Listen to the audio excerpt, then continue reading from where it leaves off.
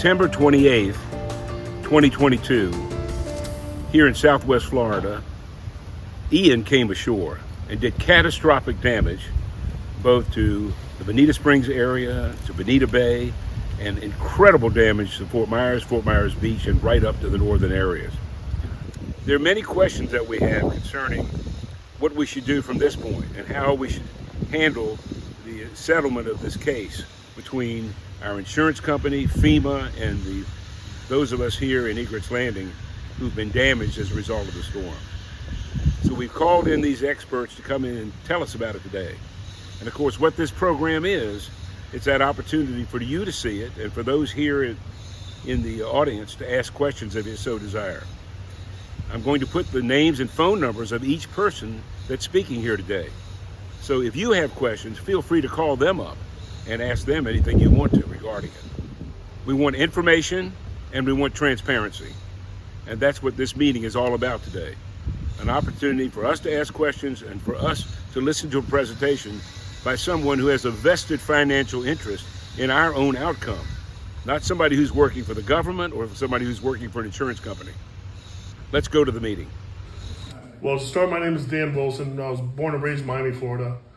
My family I've been around public adjusters my whole life. My mom has been a public adjuster for 40 plus years.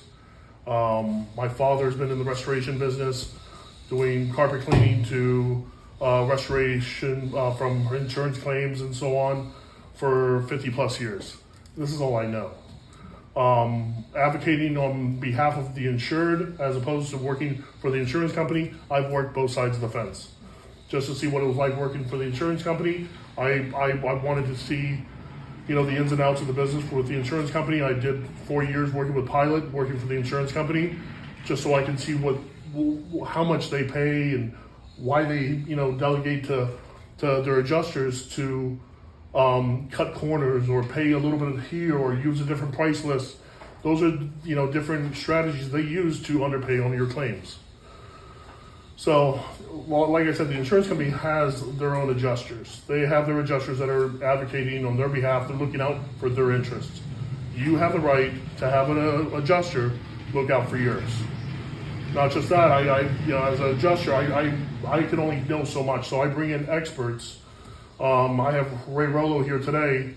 I've known him, Ray, 15 plus years? And we've done multi-million-dollar losses, condominiums of over 700 units, and we've been very successful. And in his findings, with his expert write-up, it helps justify what we're asking for on the estimates. We're not just going to go there and write up whatever and throw it up against the wall and see if it sticks. We're going to have justification behind it. So, any questions?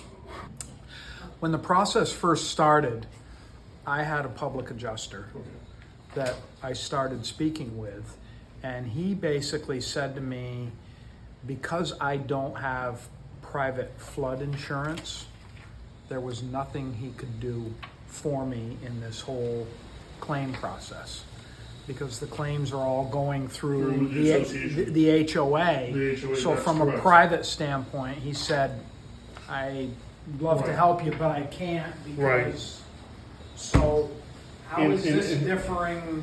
In an instance like that, there would be, you'd have other options through SBA, FEMA, and other state agencies that can help for the fact that you're not insured.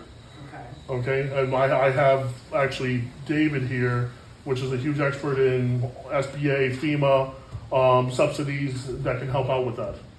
And he can help you out with filing your papers and everything and communication with them. Okay. So you can help me with FEMA and absolutely, like that, absolutely. But you can't represent me in a private. We can represent you on behalf of the association, making sure that everything that the repairs that are going to go in, all that are on the side of the association, get done and get paid properly. Dan, I was dovetailing on what Gary just asked.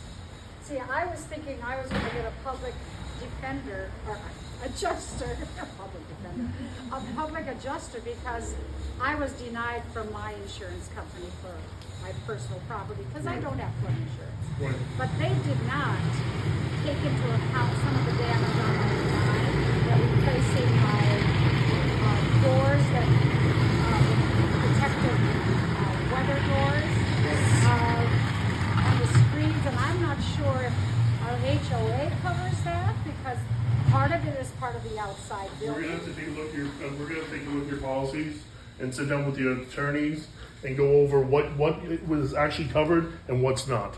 So would a public adjuster be in my best interest for this? Absolutely, but when the attorney shows up and he gives his speech, what's gonna take place here is essentially we're trying to go for you guys getting both a public adjuster and attorney for the price of one. Where you guys have the boots on the ground from a public adjuster, but you have the background and the legal knowledge of a attorney handling everything on the background. Okay, I'm gonna dovetail, because many of us have garage doors. Correct. I have damage to my garage door. My insurance company will only replace the top panel, but the bottom is also bent. They're calling, because that's wind damage, and that they will cover.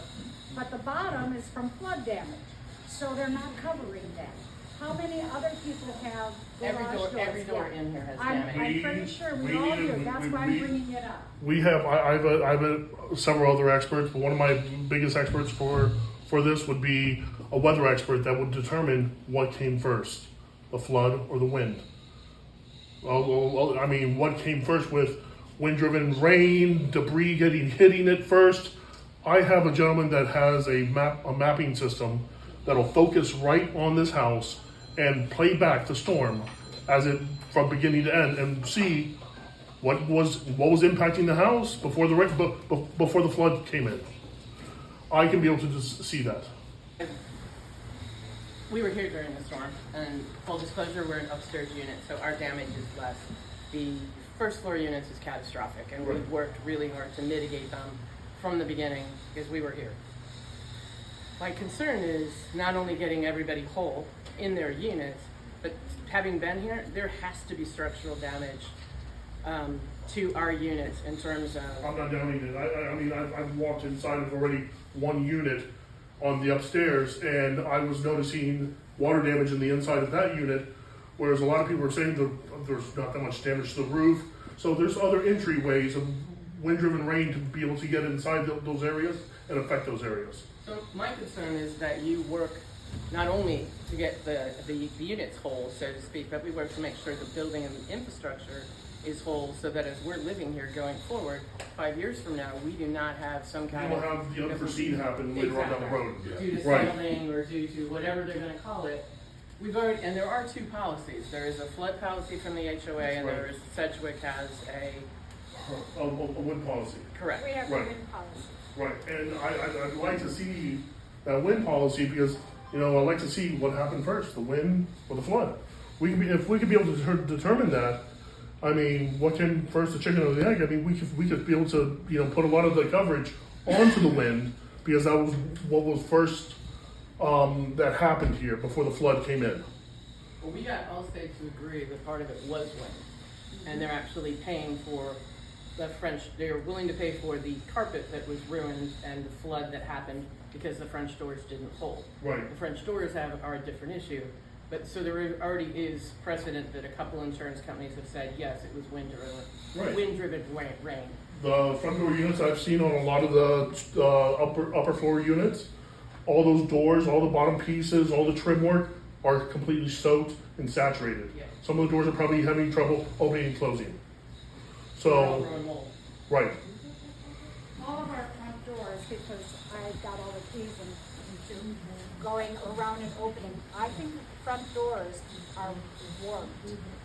I agree, I agree. Because you try to open I them agree, and and- it's very difficult. And where material and labor is right now and what you get charged on a street price as opposed to an exactimate estimate price from the insurance company is 3 or 4 times difference in between there. So a lot of this, going into repairs can help cushion a lot of the deductibles as well. And especially with some of the repairs going to one to another, it can help float around a lot of the monies. Just FYI, I'm having trouble with my back sliding doors Uh-huh. where they hit the contiguous part of the building, Right. that they're not closing. They're, That's where I'd bring in my expert, Ray. Ray would come in with thermal imaging, probing those areas, seeing where the moisture is. And if there is actual moisture that is still being held inside the units, then we would go ahead and either have mold remediation done, extracting the water out of the elements, drying them out, overheating them to be able to extract moisture out of them. Thank you guys very much for having us here. My name is Ronaldo Rolo. I'm the founder and CEO of Liberty Extraction and Drying. We're a full-service disaster restoration company out of South Florida. We have offices in Dade, Broward, and West Palm Beach. Currently, are looking for a office space here in Cape Coral. I have a property that was rented for about 6 months. We have about 22 to 23 crews currently on the ground between Sanibel, Captiva, Fort Myers, Englewood, and Venice. We're doing everything from assisting the homeowners on covering their roofs, shrink wrapping roofs, doing the interior mitigation work. We're state licensed to do mold testing, mold remediation in the state of Florida. We're licensed general contractors in the state of Florida and also licensed roofers as well. So a lot of the work that we're doing in assisting homeowners, either privately, HOAs, commercial buildings, is documenting these losses. That is one of the most important things during this process, is documenting the process, understanding what the insurance company is going to be looking for. And if you do hire and you do have some assistance through a public adjuster or an attorney, making sure that we give them all the ammo that they need, all the documentation, moisture mapping, thermal imaging, things like that, so that they have the tools to be able to, go after the insurance company and get you paid for what is due to you. Okay, that's kind of like piggybacking on what Mr. Wilson was saying. So. Our main focus right now, would be to come into these properties, come into the, buildings and document, do mold testing where required, mold testing.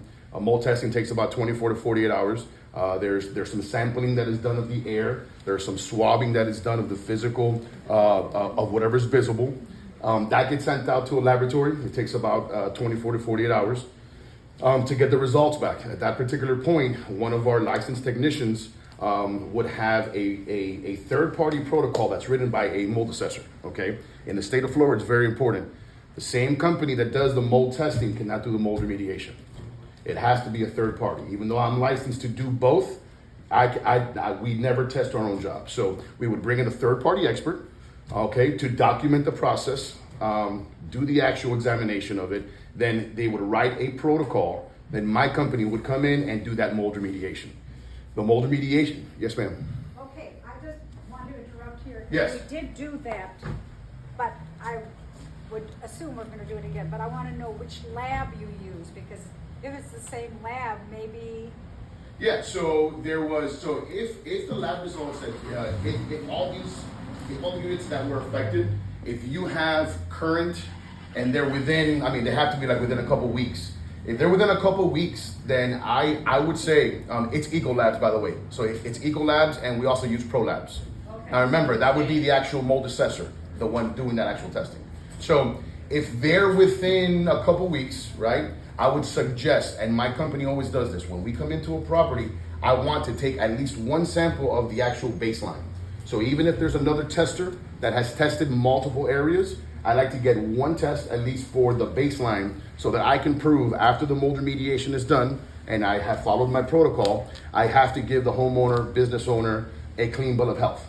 So after we're done, that the remediation is complete, then that third-party expert comes back out, does a post-test, a PRV test, And then at that particular point, while with the equipment running, if it passes, then we're able to give you a clean bill of health as of that particular moment when the job was complete. My concern at this point, like many of the first floor residents, we're 5-6 weeks in. You know, I'm entering now the rebuild stage. So I'm putting back drywall, I'm mudding insulation. drywall, I've got blue board going up, Okay. I've got floors that are gonna start being laid Okay. in the next week. So, you know, my concern becomes, should I stop in what I'm doing? Or do I soldier on? Because, you know, I'm already looking at, you know, January at the earliest. And if I Yeah. stop for another week, 2, 3, 4, while people figure this out, Yeah. We're losing time and money. No, I get it. Look, I mean, as far as, I can only speak for, myself at the moment. Testing, getting testing done would not be an issue. Starting the remediation process would not be an issue with us. We do have, crews that are available as we speak that can come in and do this. There's other things that have to be talked about as far as, whether PA, attorney, what routes everyone's going to go. I know it's frustrating, guys, and for the ones that haven't started anything, what's going to happen is that you're going to start seeing secondary damages, all right? That little speck of mold that started in one particular area is now going to amplify. So time is of the essence. We're here to help with that portion of it. But in order for the association, if that's the route that everyone's, whether it's an individual owner or not, these things have to be documented. And, it's unfortunate, but they have to be documented. And you have to, follow a procedure when it comes to the mitigation to prove to the insurance company that, that the individual owner and the association took the proper steps to mitigate their damages, okay? And used licensed contractors to be able to do the mitigation. I know it's frustrating, but I can assure you one thing: we are here to help. Liberty's here to help. I've worked with these, some of these individuals for years and years. Very knowledgeable. It's a process. As soon as you guys are ready, association is ready, you can count on Liberty to come in and take care of your issues. Everything from structural drying, mold testing, mold remediation, and we can also do the rebuild after the fact. So drywall, flooring, kitchens, windows, doors, we're licensed in the state of Florida to be able to do that job. So, thank you so much for having us here. I really, really appreciate it. If you guys have any other questions, just let me know. Regarding the slab, I'm a first floor unit. Okay. The walls are down to 12-13%. Okay. But the slab, I'm still waiting for them to tear the rest of my tile out. What is the ambient moisture level that we should be looking for in a slab? On the slab portion, you want to dry that down to that 12, 13, 14, down to that percentage. You know what I mean? When they take like with your company, you come in Yeah. and do a moisture reader Yes. reading on the slab. How far down? Because you're not drilling. You're just taking the surface. We're reading. taking the surface. How far down do you penetrate to get? So on a concrete slab, the meters that we have go down. I think they go down to about 2 inches. Okay. But down to about 2 inches. So the thing about that is that the only way to be able, to dry concrete is going to be by heating it up. Right. That's going to take some time, some large dehumidifiers. It's all going to depend on how big the space is. We do moisture mapping as well, which gives the actual recommendations as to how many dehumidifiers are needed, how many air movers are needed, things of that nature. So, I've dried concrete in kind of like creative ways. Throughout the years, you kind of come up with ways to be able to, to target certain things. I've ducted like dehumidifiers into tents. So I'll create a big tent over that area, and then I ducted a dehumidifier like into there, kind of containing that airspace, and then just drying it out. So that's the way that I've dried concrete before. On structures. On floors, that would be the best way. But to answer your question, 12 to 13% is where you want to get that as low as possible when it comes to concrete before you start putting new material onto that slab. Because right now, so when I was down here a week after the storm. And we Okay. had about 9 days without power. But when I came down from Ohio, I bought 2 commercial dehumidifiers, the 250 pint or quart or whatever Yes. they are. and those have been running. They have 2 big commercial fans plus a couple house fans. Awesome. And the problem I'm having now is I'm drying everything else out, all my crown molding's cracking and Yes. everything else. You're gonna start sucking the all that moisture out of the glues, out of the wood. That's why monitoring this, by using moisture mapping software is, very important. You could over dry something for Right. sure. Oh, yeah. So, and I've when I first started out years and years ago, I popped a couple crown moldings myself. So you learn, but yeah, you have to get down to a dry, to a natural dry standard of that particular type of material. So on the concrete, you would do the same thing. You would have your standard. You go over and if you find a spot that's 12%, then you would try. And then dry that concrete. Now, the biggest thing about that is that you're going to want to try to isolate that airspace, because right now what you're drying, the reason why your crown moldings and baseboard and stuff are going to pop is because that is what you're drying. It's all this ambient air. Yeah. Well, I'm saying, but so what I would try to do is try to set up a tent, tape it on all the whole perimeter, and then duct a dehumidifier into that to kind of control that airspace. You do need some airflow as well, so it's not just cover it up and bake it. You are going to have some air changes coming in and out of that chamber. So if you need some help with that, let me know and I can pass by. And I'll talk with you after. I mean, you sound very handy. So, all right. He's a contractor. There you go. Thank you guys. Appreciate your time. All right. Thank you. Thank you so much, Mr. Scott. Okay, my name is Scott Candell. My firm is Candell, and Petrie. Okay, I've been practicing. I'm a second-generation lawyer. I've been practicing for 27 years. Pretty much the last 20 years exclusively in the area of property law. We handle claims all over the state of Florida. We also handle claims in Louisiana. This is not my first rodeo. I've been doing this for a long time. I've handled storms going back to Gene, Francis, Charlie, Katrina, Rita, Wilma, which was 03, 04, 05. And then we got into, there was a kind of a down period, and then the hyperactivity again started with Matthew in 16, Irma in 17, Michael up in the Panhandle in 18, 20, Sally up in the Panhandle, and now here we are with Ian. So my job is basically to kind of be I think of it like a football team, okay? And you kind of have like a coordinator who's up in the skybox, and then you have like your quarterback who's on the field running the plays, and then you've got your coach and your defensive coordinator. My job is basically to run the team. And the entirety of the claim process is going to flow through me. And Dan, who's an excellent public adjuster, he's your boots on the ground. He's your quarterback. He's the guy who's calling the plays on the field. Liberty, quite honestly, Ray is the best in the business. He's the best I've ever come across in this business as far as water mitt, mold remediation. If I had a problem in my house and I thought that I was going to have mold in my house, Ray Rollo is the person I would call for my own personal needs.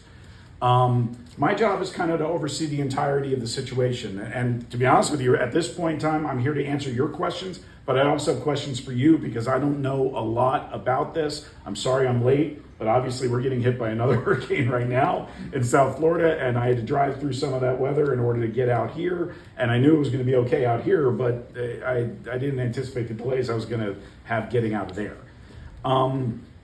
So it's my understanding we've got 6 buildings. There's upstairs and downstairs units. There's some roof damage that has led to some water penetration on the top floors. And then we've got flood that occurred in the bottom. So my work is mostly going to be related to a wind claim.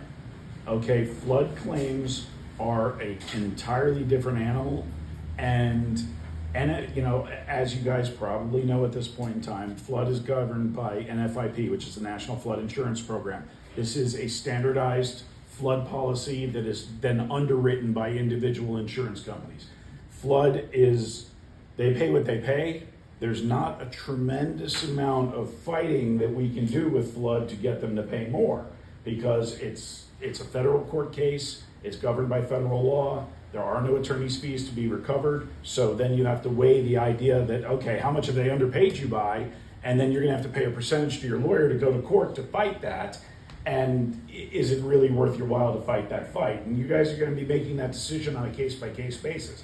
It's my understanding that some of the individual unit owners do and don't have flood. It's also my understanding that you've got an association that's got a flood policy, and I think that probably that's where I can help the most is dealing with that association responsibility and figuring out what does the association need to do vis-a-vis its individual unit owners. How can we make sure that the association has enough money to meet its burden so that way you're not having to assess and deal with it that way. Then I think, I know that our roofers have been on this roof. I would definitely like to hear what Elias has to say about the roof and what they think about the damage. Because the roofs are relatively new, it's my understanding that the roofs are like 2 years old, okay? Because the law as it stands right now in the state of Florida is if you have a roof that was built after 2007, you can repair that roof. There is, under the South Florida Building Code, or the Florida Building Code, should I say, the rule has been, up until last year, the rule was that if you had 25% of a roof that was affected by a storm, then you would have an entitlement under your insurance company for all of that roof under your law and ordinance provisions of your policy. However, the law changed last year. The insurance companies were squawking about the idea of giving away free roofs. And so now, subsequent, any roof that was put on subsequent to 2007, so a newer roof like yours, the rule is up to 50% of the damage to the roof, you can do a repair. And so the insurance company, I can tell you right now, unless these roofs are really torn up pretty good, and Elias says that they're torn up pretty good, your insurance company is just going to want to pay for repairs to each of those roofs. All right. However, the existence of damage to the roof is going to be a triggering factor such that water would get in from that damage. If they're able to establish that there's roof damage, then that's going to trigger the idea that water got in through that opening in the roof, and that triggers any interior damage as a result of that water. Question is, do you have any?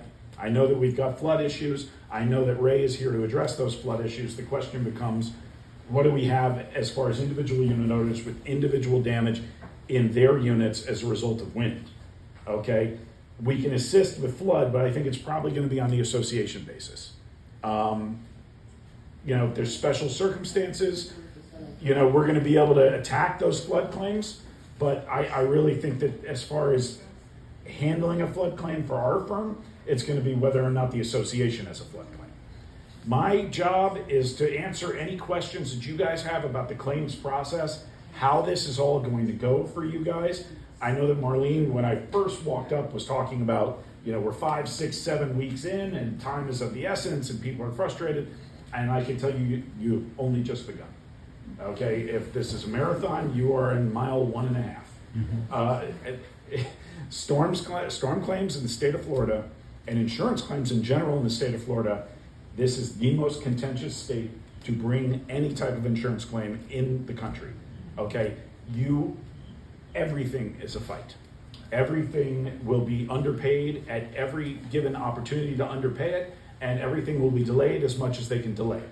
The idea is the way insurance companies work in the state of Florida is, unfortunately, it's a war of attrition. And that is the way this is. That is the reason why this entire community, and when I mean community, I mean the counties that were affected by Ian were blanketed by adjusters, restoration companies, and people like that, because everybody already knows the fight that you guys are in for. The only people who don't know that are you guys, because you guys have never been in this boat. Okay, all of us who have been fighting these wars year after year after year, we know what this is going to be about. And everybody, we always joke about it, because at first, everybody's like, I don't want to hire anybody. I don't want to have anybody. Like my insurance company, I've been paying them for 8 years. I've never made a claim. They're going to take care of me. The guy came in here, said he saw the damage, told me he's going to take care of it. And then we just kind of say, here, just take my card, okay, and let me know. And then 6 weeks later, 8 weeks later, our phones just start lighting up. And it's because everybody gets their payments, and they find out that they got $3,000 when somebody told them that they were going to pay for this, that, and that. But what happens is that field adjuster that comes out here, they report their findings up to a desk adjuster, and then that desk adjuster has to get approval from somebody above them in order to issue an actual payment. It doesn't matter what the field adjuster told you he's going to pay for. It's what the desk adjuster can get authorized to pay for from their supervisor. And then once you start to get that runaround and somebody doesn't necessarily pay the claim, and then the next time you call, you're dealing with a completely different adjuster because they start to rotate that, forget it. And that's what our job is to kind of break through that bureaucracy. As I sit here, I don't even know if you're going to need legal. I don't even know if you're going to end up in that boat. But what I can tell you is everything that you think is going to run smoothly is not. And you need to be prepared for that. You need to be ready for that. And my job is to be an outlet for you guys in the event that you need me. Marlene, yes. We have been challenged many times by the board, that is, about the tile. Some people have been removing it, some people have not. In my communications to the community, I've said it's kind of an iffy situation. And people are saying, but they're tired of hearing, I don't know. Well, it's not a question of I don't know. It's a question of interpretation. Now, I just asked Deirdre to talk to our agent again about the tile, and he says, yes, the tile is covered, but there's more to this. But they don't take it out, and they leave in place and clean. They will clean or replace the grout, which is exactly what we've been saying all along. People have already removed tile. I don't know, my question to our agent and to the adjuster is, okay, you clean and replace grout, but if there's mold underneath it, we have to remove it. And that's the fight, right? What flood companies are going to do is they're going to do exactly that. They're going to say to you, we're going to polish your tile and we're going to clean it, but we're not going to pay for it to be removed. You know, if it pops, the argument is water gets under there, and then all of a sudden it erodes the grout and it erodes the seals, and then all the tile starts popping up, and literally, you know, you get stories of people who are asleep and they wake up hearing what they think are gunshots, and it's actually their tiles popping. Wow. Because they pop up in the middle of the night because that water has eroded that seal. Once the tile starts popping, that's the fight, right? You're going to have that fight with the flood insurance company to say, listen, it's necessary to replace this tile because that tile popped up. However, I can tell you that flood companies are in the business, and NFIP is in the business of not paying for tile. The rule of thumb with associations is that associations are responsible for floors, walls, ceilings, drywall, basically the raw box that you live in. And then everything that you add to that box, wallpaper, window, fixtures, floors, things of that nature, those are individual unit owners' responsibilities. The association is generally responsible for the raw condo or home that you were handed when you bought it. That's what the association responsibility is, and that's generally what an association insurance company is going to cover. That they're responsible for your walls. And that's really where Ray comes into play, is if the association needs to dry out walls, rip out walls, and prevent mold from developing in each and every one of these units, and the association is responsible to do that for all of the units, you're going to need a company that's job is to go methodically from unit to unit in order to identify which units need water mitigation, which units need mold, which units need these things, and then Ray does that, and he does that on behalf of the association as a whole. Okay, that's really what the association needs, is to cover its ass, okay, and to basically do what they are obligated to do vis-a-vis each of their individual unit owners.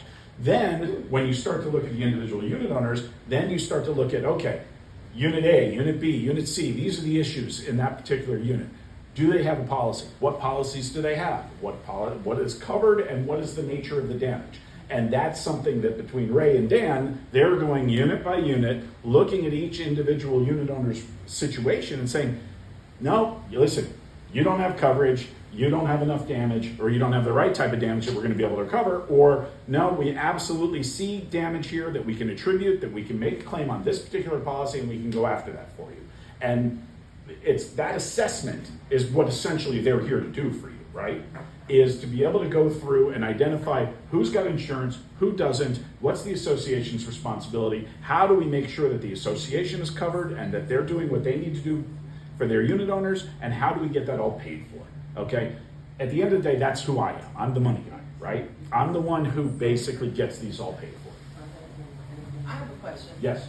Beginning, and I'm not, but at the beginning, when this started, I think we were told, don't pay anybody, submit your invoices to this thing, and then you know, we'll disperse the funds. Well, in the meantime, you know, we've got somebody that's in there ripping things out and they want paid. And so Yeah. we're taking it out of our, and wonder if you don't have unlimited funds, And let- you know, so that's kind of a big question mark Let me here. speak to that, Yeah. okay? And let me explain kind of how that all. This is part of the tricky aspect of making an insurance claim. The insurance companies, what they want you to do is they want you to outlay the money. They want you to spend the money and do the work and then submit to them the receipts, at which point in time they can then take out your deductible, they can take out whatever depreciation they think is appropriate and then pay you whatever it is that they think. And then they'll tell you that you spent too much on things and they're only gonna pay for what's fair and reasonable. Right. And obviously, under pretty much every circumstance, that's going to leave you short. And the vast majority of people do not have the money to suddenly undertake a renovation of their home, right?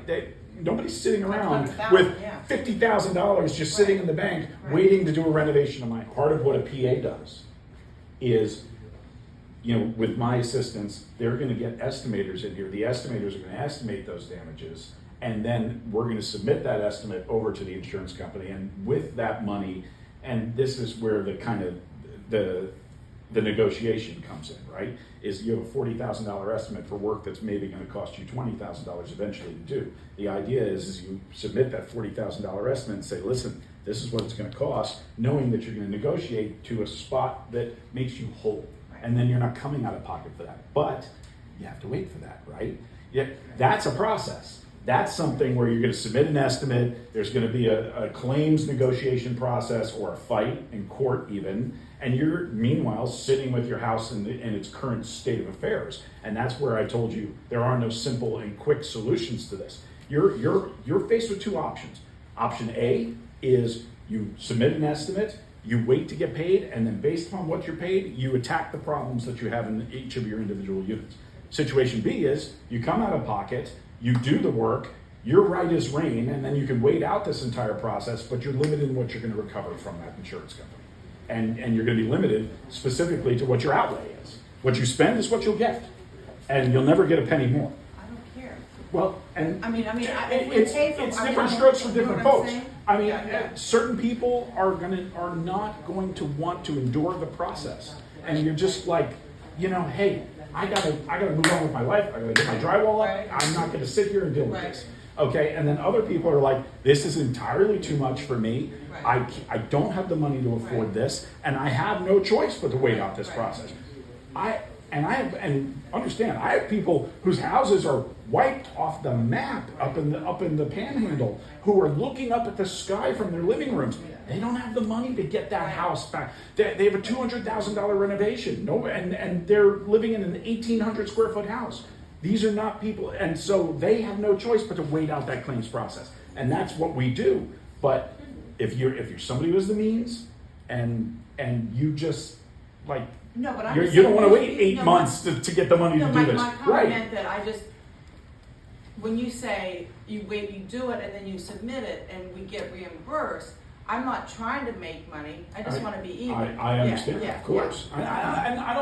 I'm not suggesting by any stretch that anybody We're should trying to be get trying to make cheaper, money. you know, That's not the reasonable idea tiles, here. you know. The idea here is to be able to bring your home back to pre-loss condition exactly the way it was the day before the storm hit. That's the plan. That's the idea.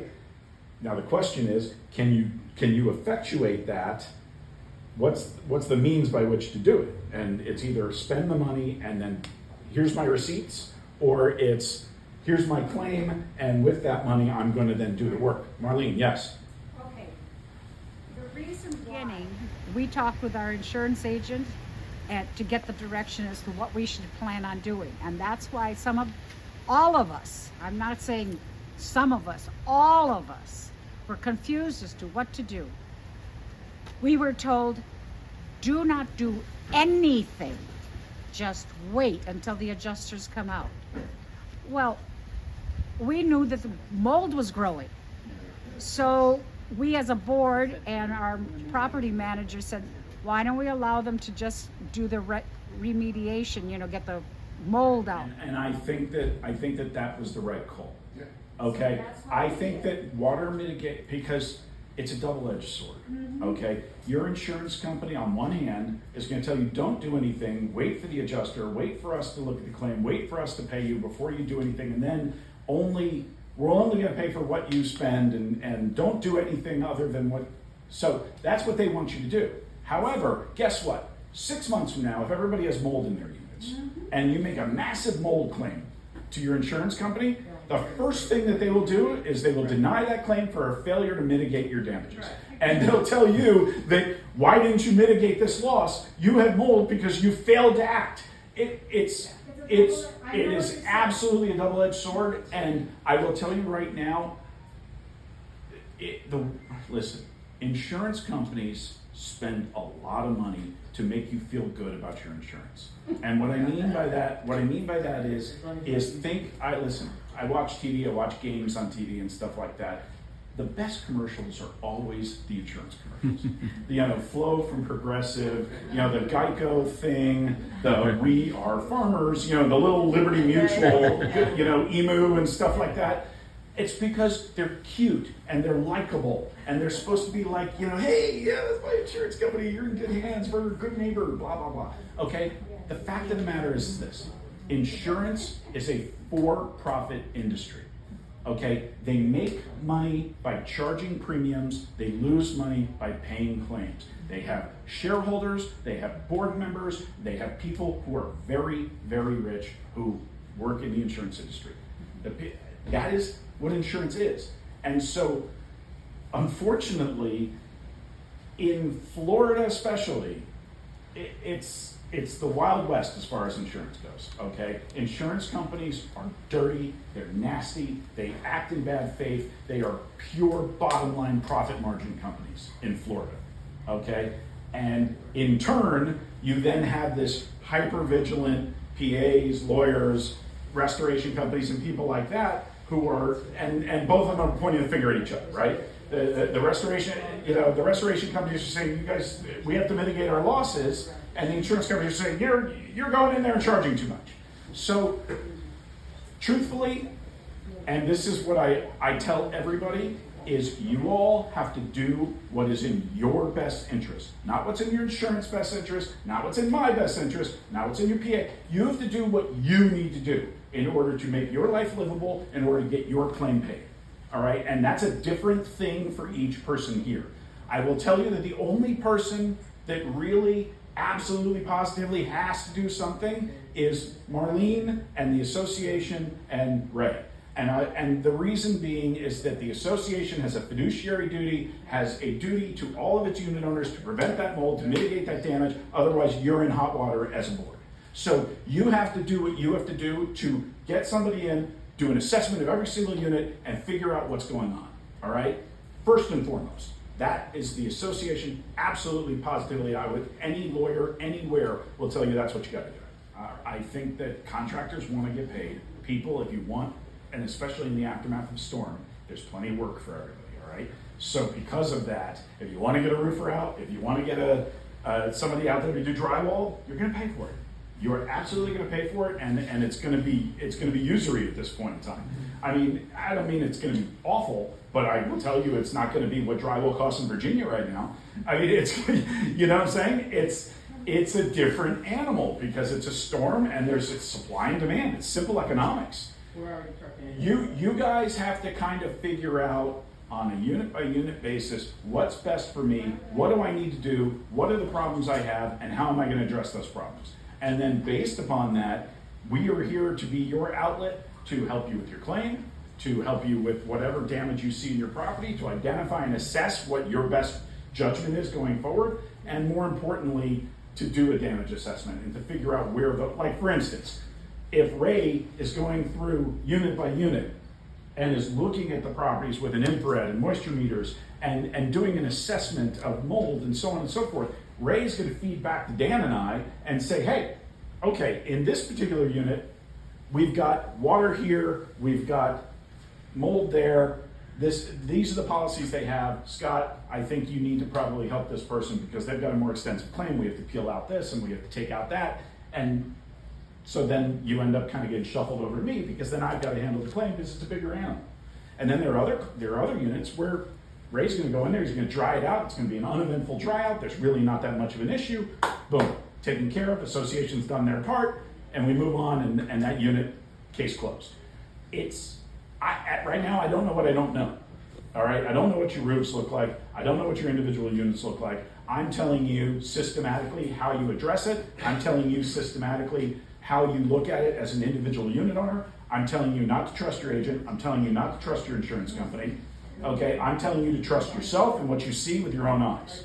All right, and I truthfully, I didn't bring contracts here.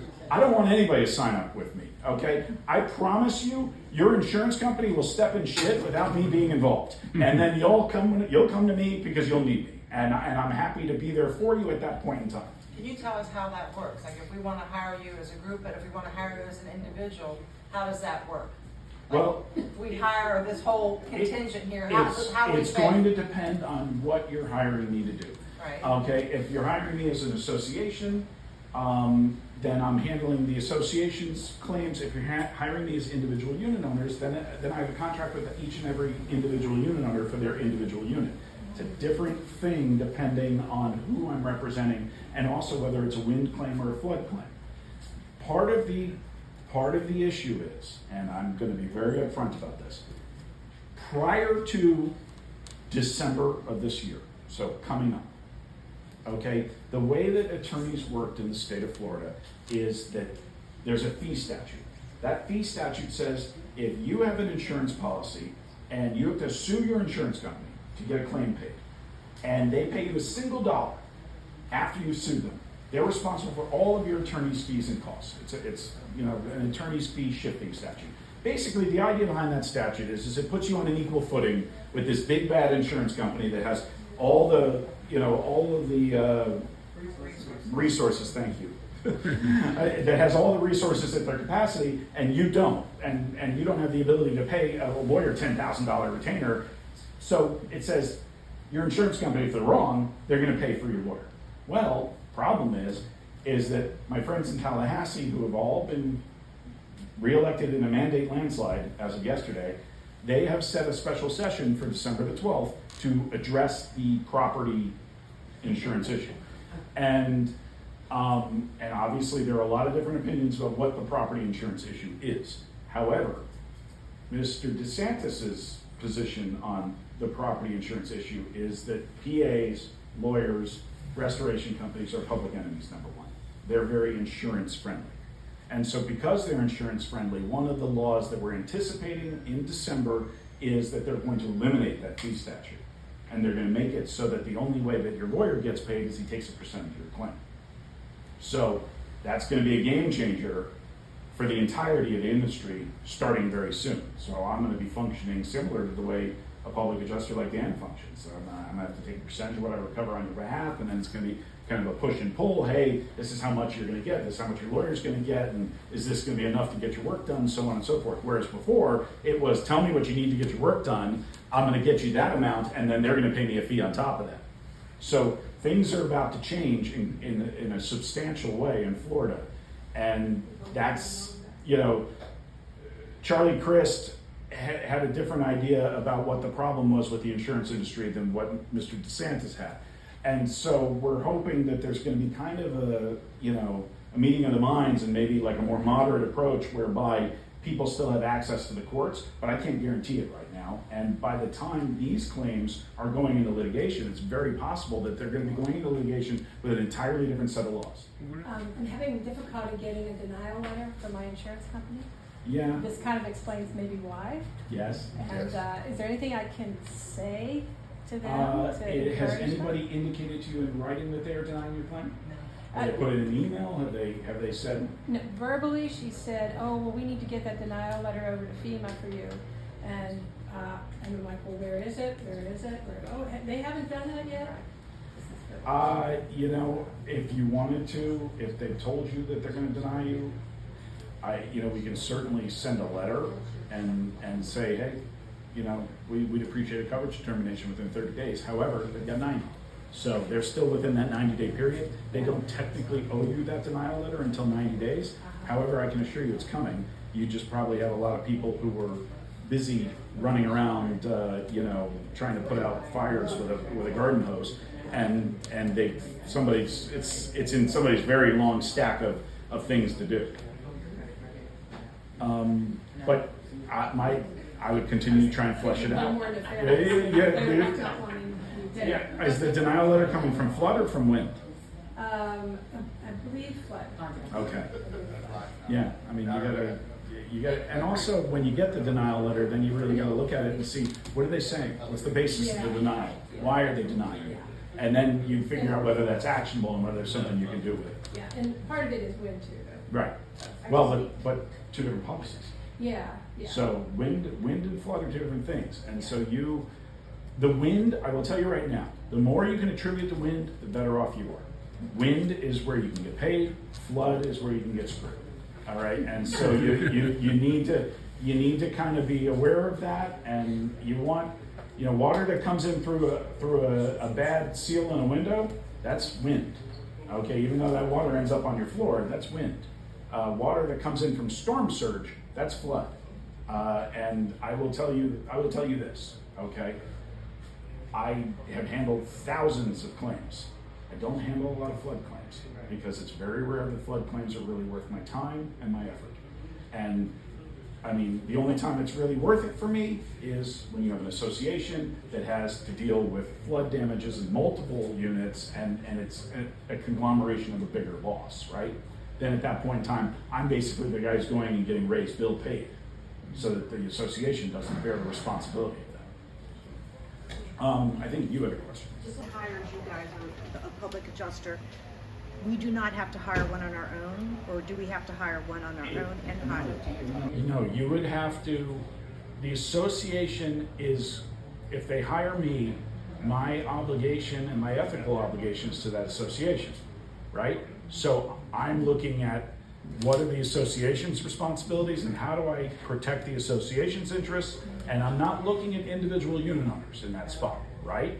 Now, if you have damages that are above and beyond the things that the association is responsible for, then you individually are hiring the attorney to protect your personal interests, look at your personal policy for your individual unit, and say, how do I get this paid for because the association's not fixing this? You see what I'm saying? So Ray comes in, Ray does his work, he cleans out the water, he cleans out the mold, he dries you out. Now you've got a bunch of missing drywall, after the drywall is put back, because remember, the association's responsibility is not only to mitigate, but then to replace any drywall that gets removed. They've got to do that. Then once they make you whole again and they give you your box back, then the question is what was affected individually for you, right? Let's say, for instance, perfect example, let's say I had like some people have that grass cloth wallpaper and stuff like that, or they have like real nice like wall finishings. So let's say there's water damage behind those walls. Ray's gonna rip out that wall, he's gonna put up new wall, but now your grass cloth is gone. But that's $30,000 worth of wallpaper, let's say. Now, that's your policy is gonna cover that grass cloth. That's where I come in. Let's say he rips out drywall and your kitchen is affected, because the water came in, through the walls, and then they had to rip out your kitchen cabinets to get to that water. Well, now you need a new kitchen. That's your individual policy. Your association's not going to cover your kitchen. Your policy's going to cover your kitchen. And that's why it's a case-by-case analysis. And when Ray goes through and does what he does, then you find out what you're left with, and you find out, do I have individual unit damage that is covered by my individual insurance company, or do I have basically just a drywall issue that's going to be repaired by my association, and I'm done. So could we do our own installation of drywall, or does the association? You can do your own installation of drywall, but that's a little bit of a nightmare. And I'll tell you why. Because now you're going to go out and you're going to spend your money, you're going to do it yourself, you're going to have to make sure that Marlene has it, and that it's a part of the association's claim, because Marlene ultimately is responsible for reimbursing you for that drywall. The drywall is not your responsibility, it's hers. So, and I don't mean you personally, okay, but it's the association's responsibility. So if you spend it and you do it, and let's say you spend $8,000 doing your drywall, and now you've got to submit that to Marlene. Marlene is honestly not obligated, the association is not gonna just whip you out a check for $8,000. They've gotta wait because they have to make it a part of their claim, make their claim, because if she pays you straight away, she's paying you with everybody else's money. She's gotta pay you with the insurance money.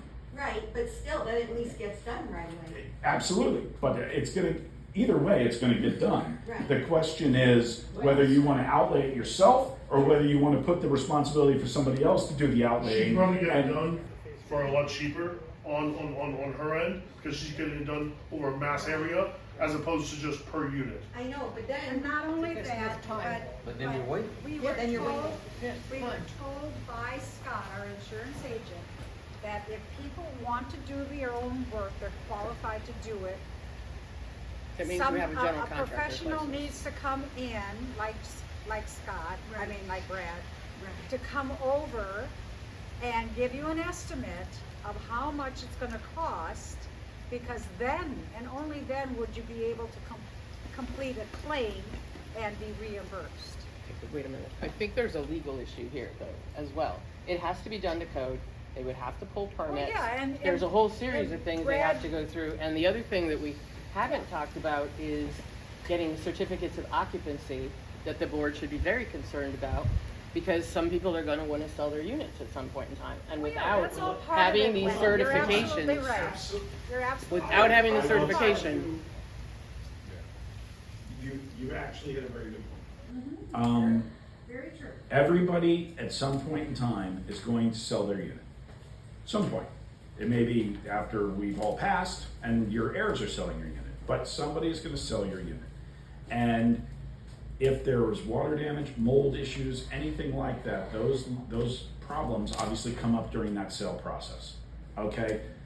The association, like it or not, is a legal entity of which everybody is a part of, and they have certain legal responsibilities to the individual unit owners. And because of that, they have to cover their butts. They have to make sure that the mold remediation, that the water mitigation, that everything's being done right, and that the mold clearance letters are being obtained in such a fashion so that each and every unit has a mold clearance letter that says, my unit, as of this date, was free of mold, and my association took care of it, paid for it, hired the people that they needed to hire, and they're blameless in all this. Because if you do it yourself, okay, and there are a lot of ways to do drywall, right? There's general contractor. There's a migrant worker who's sitting in the parking lot at Home Depot. There's a lot of ways to get it done, okay? But there's a right way and a wrong way to get it done. And let's say somebody does it the wrong way, and now all of a sudden you've got a situation where the association is technically responsible for that. And if you did it the wrong way, and they have to come back in there and rip it all out again later on. So let's say you do the drywall, but the guy does a shit job. And now 6 months later, you've got mold in your unit, while everybody else's units have already been done and cleared by Liberty. Well, now the association's having to go back in there and redo your unit at their expense, which obviously, let's say claims closed. There's a lot of different things that can happen there. It makes sense for the job to be done in a uniform fashion whereby the association retains person A to do water, mitt, and mold and the entire mitigation aspect of everything, and person B to do drywall rebuild. And same person, like just a coordinated, organized effort, like military precision, as opposed to a slapdash situation where everybody's doing their own thing, association doesn't have the receipts, and then you're relying on everybody's ability to organize what everybody else did and knowing what everybody else is up to. And then the association will submit then your assessment, which will be in the 10, 20,000 for that reason. You well, just described my frustration Well, and the board's. obviously, the board has to get it right, because otherwise, if they don't, and all of it gets done wrong, and there's money that doesn't get claimed, or a claim that gets closed, or whatever, and 3 years from now you realize, oops, we didn't do this the right way after Hurricane Ian, and now we've got $150,000 worth of problems, and guess what? Here's the assessment. And here's everybody else is going to have to bear the burden of that $150,000 problem. You have got to address what's going on, make the claim while it's timely, deal with it while it's ripe, and that way if you do it right now, then you won't have any problems later. But if you do it wrong now, then you kind of open the door to a whole world of problems later on. So I'm with you on that. As a board, we've been trying to kind of keep tabs on everything that's been going on, but some people have become rogue and they want to, because we're all anxious. We understand it completely, but we need to know what's going on, and some people can't be ordering things and then sending the bill to the board because we didn't authorize it. Right. So, you know, it's a, I understand completely, and I don't envy you.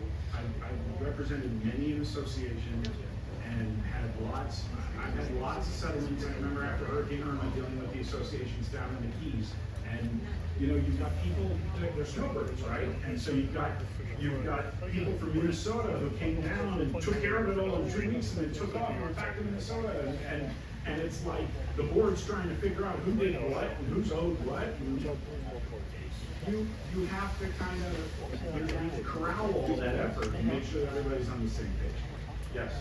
I'm a second floor unit, and I started my elevator. I need a new elevator. Okay. Everything's been removed. I have not. Hasn't been. The new one has not been installed. Should I go forth and have it installed, or should I wait?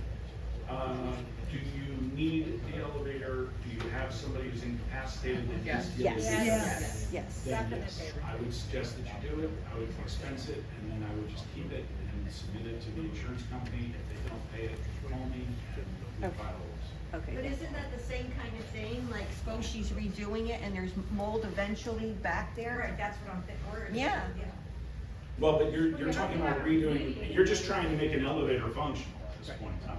Is it a drywall issue or is it? No, because- it's an actual cab, a new elevator cab. Right, that's a different thing.